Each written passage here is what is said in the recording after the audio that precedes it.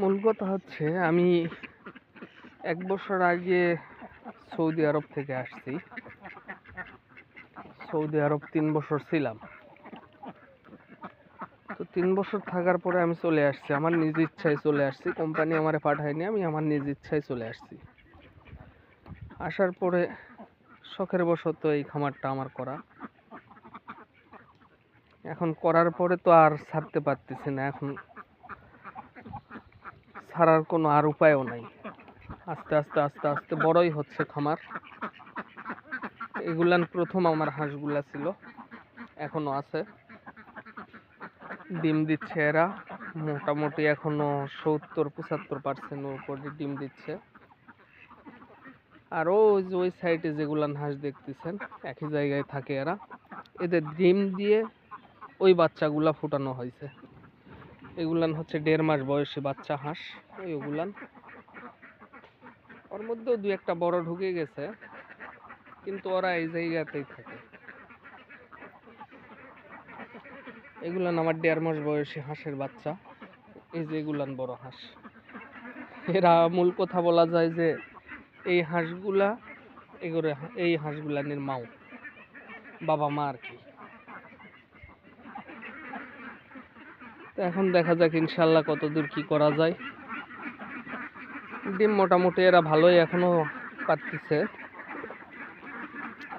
আজকেও ১৩০টার মতো ১৮০টা হাঁসের থেকে ডিম উঠছে। তো যদি আরো কারো ভালো পরামর্শ পাই তাইলে আর একটু আগাইতে পারতাম। যদি কেউ ভালো একটু পরামর্শ দিতেন যে আসলে ডিম পাড়া হাঁসে কি খাওয়াইলে আরো ভালো ডিম পারবে, কারো যদি জানা থাকে তাইলে একটু প্লিজ কমেন্টে জানাবেন।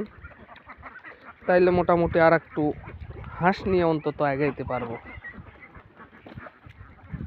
এই যে এখানেও আছে, এই যে মানে এই জায়গাতে এদেরকে থাকার জায়গা করে দিচ্ছি, এখানেই থাকে। এখন মোটামুটি এখানে হাঁস আছে, আমার সঠিক গোনা নাই, তবে এরা আছে হচ্ছে বড়গুলা ছিল হচ্ছে হাঁসা সহকারে আপনার ২১২ পিস। আর এরা কতগুলা আসছে এখানে জানি না, গোনা নাই সঠিক আর কি। তবে এরাও ওইরকম হবে, ১৫০-র মতো এরাও হবে। তো যাই হোক, ওই ৩০০, ৩৫০, ৪০০-র মতো প্রায় হাঁস আছে। তো যদি কারো ভালো পরামর্শ পাই তাইলে আমি আর একটু আগাইতে পারতাম, বিশেষ করে ডিমের খাবার নিয়ে। কারণ আমার ডিম আসতেছে ৭০-এর মতো, ৭০%-এর মতো।